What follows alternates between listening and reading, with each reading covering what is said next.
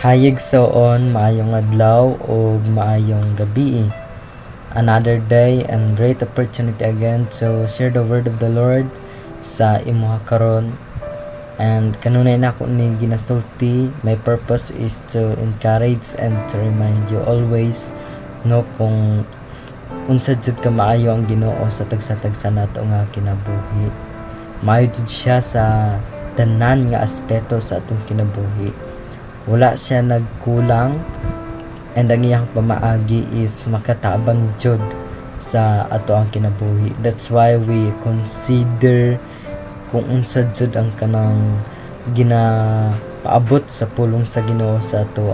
And I am here no nga mag-share ko og word of God, it because mao na ang atong kanang gikinahanglan sa matag adlaw. Dili kanang motivational quotes nga makita nato sa social media, but also word of God jud no, itanom jud nato ni siya sa atong kasing-kasing no, para makabungat o kanang maayo sa atong kinabuhi. And ang akong i-share sa imo karon nga pulong sa Ginoo, makita siya sa 2 Corinthians chapter 5 verse 7. Ana ang pulong sa Ginoo, kay nagkinabuhi man kita pinaagi sa pagtuo ug dili pinaagi sa atong makita.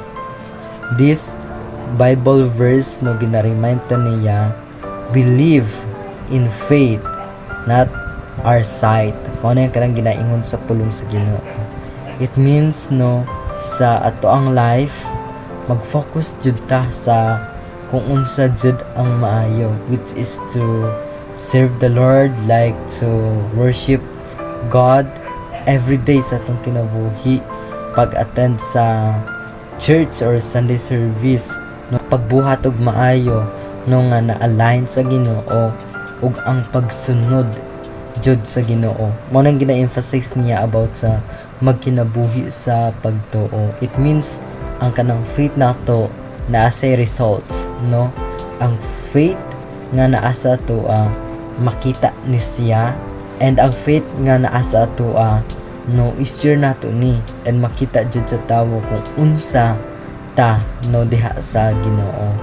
We live by faith, not by sight. It means dili ta mag-base about sa ato ang makita no. For example, naatay ka ng mga makita nga kini maayo siya, pero kana nga butang dili siya maayo sa Ginoo. So we must reject that kind of things no nga dili makaayo sa Ginoo.